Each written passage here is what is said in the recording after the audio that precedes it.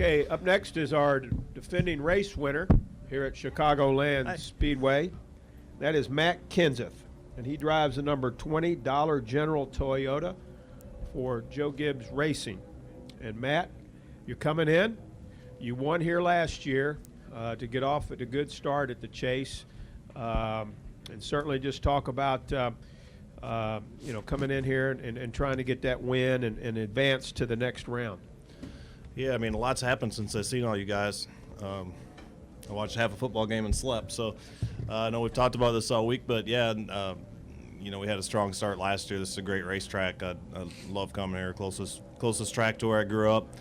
We had a strong start, but Jimmy still beat us in the end. So anyway, looking forward to getting on the track today and getting to work. It's been a long week and ready to get started.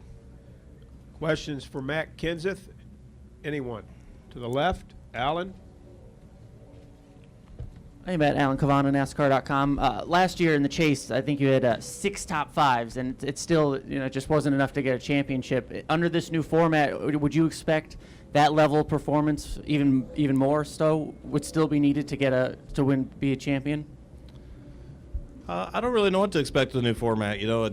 Again, and I say this a lot, but there's no magic formula to winning it, no matter what the format is, really, because it depends what the other cars do. You know what I mean? So, last year it would have been good enough if Jimmy would have ran a little bit worse, because we finished second. So I don't know. I don't think anybody knows really how it's going to work out. I think you just take it one week at a time and get the best results you can, and at the end of the day, hope that they're good enough, to get you to the next round and so on. Go to the right over here, Marty Smith. To the far right, Matt. Marty Smith, ESPN. Matt. Hi. Hey, Marty.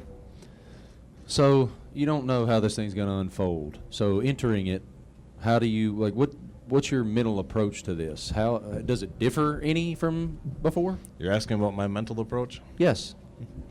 Is that a scary prospect? It is scary. Yeah. It doesn't really change at all for me. For some people maybe it does, but it's the first race to chase. I'm glad to be in it. There's never been, the reward has always been there for winning. Ever since I started racing, everything, it's the most reward is to win, and the least reward is to finish last. And I don't really feel like that's any different. So I think we show up with a mindset of trying to win. If we don't have the car to win on Sunday, we do the best we can to finish as high as we possibly can finish.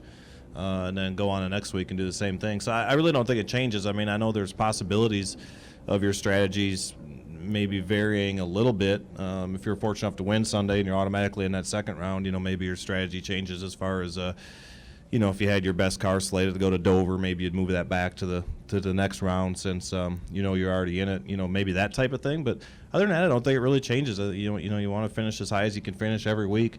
No matter what, whether you're in the chase, whether you're out, whether you get knocked out of the first round or you don't, you're still trying to finish as high as you can, for your sponsors, for your team, for your year-end point standings, because it still counts toward your points. So, I think you just take it one race at a time, do your best every week, and see where it turns out. Next up, right here, Nate. His name is Nate Ryan, USA Today. Nate Ryan, USA Today. And then Lee. Nate Ryan, USA Today Sports. Kind of following up on that. Threw that sports on the end of it for me. Yeah. That's new this year. They like it when I say that. All right. Kind of following up on Marty's question and your answer. Yesterday, there was a lot of chatter that mistakes kind of would be the key to the first round, trying to limit your mistakes. And Denny said he'd actually be watching his pit road speed a little bit more on Sunday to try to make sure that he didn't take himself out of the game. Jimmy, though, was just in here and said that that's kind of hard to do. It's easy to think big picture before the race, but once you're in the race, you're just trying to get all you can get. What's your take on that? Is there's a kind of a balance there between thinking I don't want to take myself out, but at the same time, if you overthink it, worse things could happen?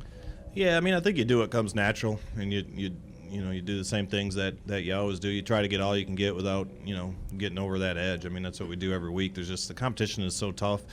Besides the 16 in the chase, there's so many good cars out there that haven't won yet, that haven't made the chase, that are going to be out there that you're going to have to beat as well. So, I just think that the competition's so tough, you got to get all you can get every week. You never want to make that mistake, and get an accident or speed on pit road or whatever the case may be. But on the other hand, I don't feel like, at least in my situation, I don't feel like, we're fast enough to ever be conservative. You know what I mean?